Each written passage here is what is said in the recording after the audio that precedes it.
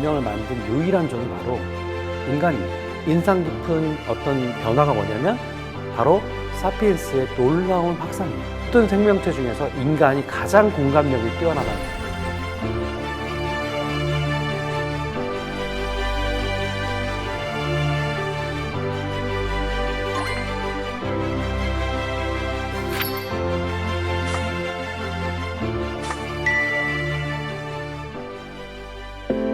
학생 여러분, 그 밤에 여러분들이 돌아다녀 보면 막 불이 켜 있잖아요. 근데 만약에 전기가 나가서 전력이 차단돼서 불이 다 꺼졌다고 생각해 보세요. 아마 그때야 비로소 우리가 문명 시대를 살고 있구나. 전기가 있다는 것이 얼마나, 이 전등이 켜진다는 것이 얼마나 위대한 것이구나 라는 사실을 알게 될 거예요. 우리는 문명 속에서 태어나잖아요. 그래서 마치 문명이 산소와 같아요. 정말 중요한지 모르고 그냥 호흡하며 살고 있는 거죠. 근데 여러분이 만약에 지구상에 있는 생명체들을 쫙 한번 훑어보고 이 문명을 만든 종이 누구일까? 만약 이런 질문을 마치 외계인 과학자처럼 해본다고 치면 사실 한 종이 이걸 만들었다는 사실을 당연히 알게 되죠. 그건 호모 사피엔스 뿐이에요. 지금까지 살아온 40억 년의 생명의 역사에서 소위 말해서 문명을 만든 유일한 종이 바로 인간입니다. 우리가 인간이니까 그 중요성을 잘 모를 뿐이에요. 인류가 살아남은 이유라고 하는 이 큰 제목으로 하고 싶은 질문이 이겁니다. 도대체 우리는 어떻게 하다가 이런 지구상에 있는 생명체 중에서 유일하게 문명을 만든 종이 되었을까? 인류랑 가장 가까운 종들은 정말 문명을 갖고 있지 않을까? 걔네들도 혹시 문명을 갖고 있는 건 아니야? 이런 질문을 해볼 수 있죠. 가장 가까운 사촌들이 누굽니까? 침팬지, 원숭이들이죠. 걔네들 우리 조상은 아니고 우리 사촌들이잖아요. 그런 사촌들이 이렇게 놓은 걸 보면 조금 섭섭해요. 왜냐하면 걔네들은 우리의 도움 없이는 아프리카에 나올 수도 없어요.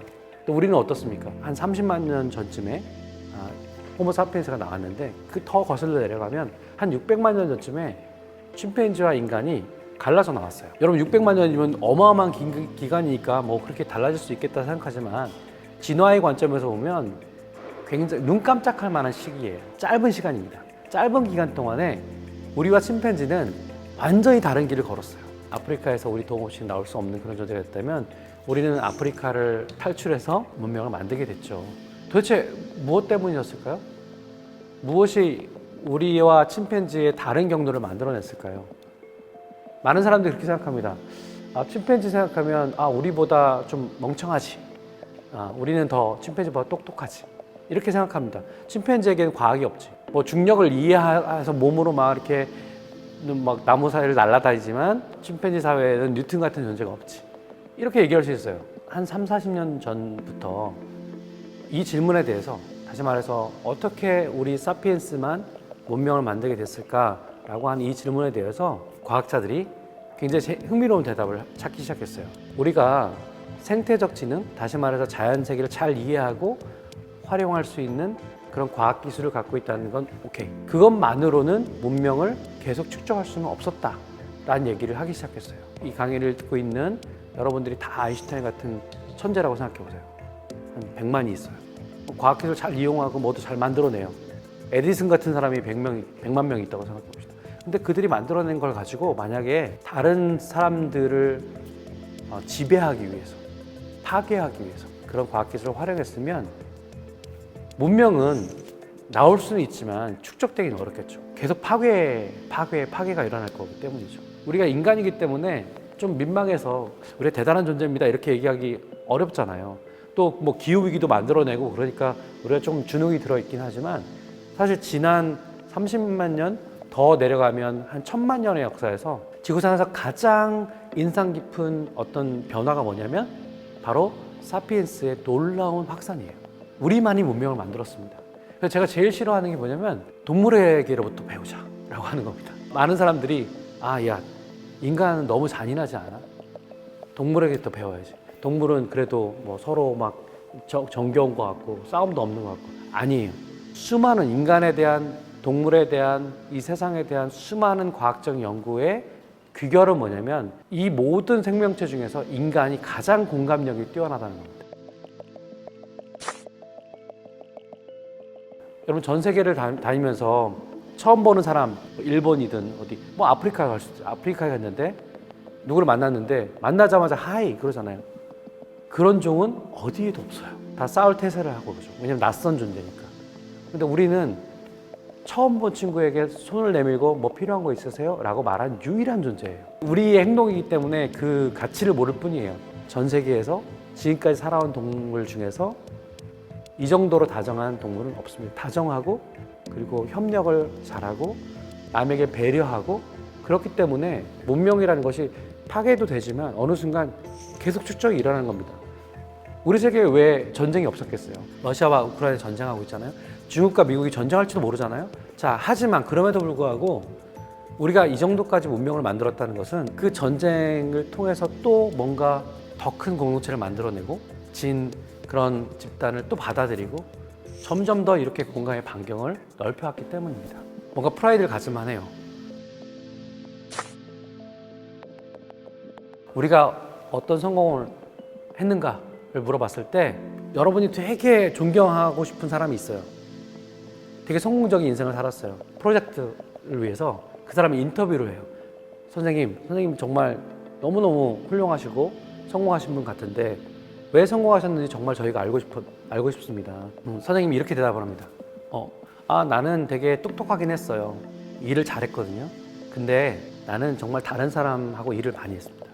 다른 사람과 같이 일하고 배려하고 협력을 하다 보니까 내가 가진 것보다 훨씬 큰 걸 만들게 됐어요. 그리고 그걸 나누기 시작했어요. 그랬더니 사람들이 나를 존경하게 됐어요. 그래서 내가 이렇게 이 자리에 온 것 같습니다. 만약에 그런 얘기를 한다고 쳐봐요. 그러면 여러분들이 막 노트에 적겠죠. 이분은 정말 똑똑하고 유능한 분이긴 했지만 그것보다 더 중요한 것은 다른 사람을 배려하고 함께 일했기 때문에 이 자리에 왔다고 얘기를 하시는구나.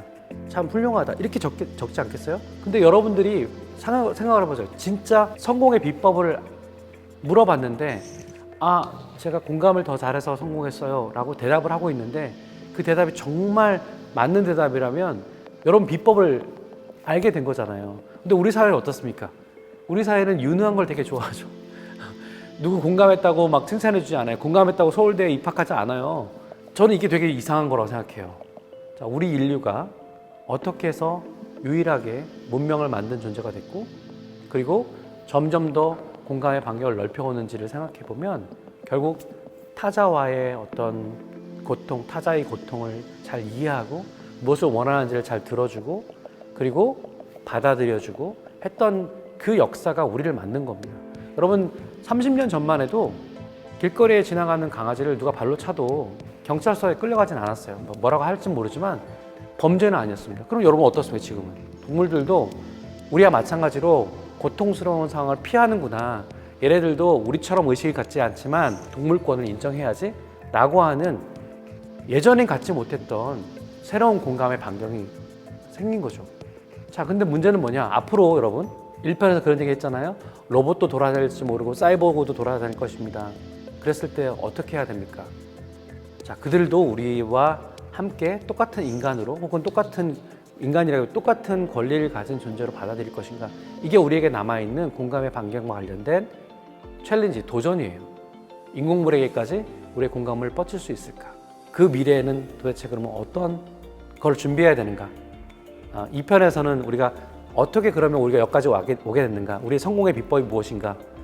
이제 그 성찰을 했다 그러면 3편에서는 그렇다면 정말로 우리가 준비해야 되는 게 무엇인가? 그때 우리가라고 할 때 우리는 여러분, 학생 여러분, 그리고 또 학부모 관점에서 보면 우리 자녀를 어떻게 교육시키는 게 미래를 잘 준비하게끔 만드는 것일까? 그걸 이제 얘기해 보려고 하는 겁니다. 3편에서 여러분들 그 얘기를 좀 해보려고 합니다.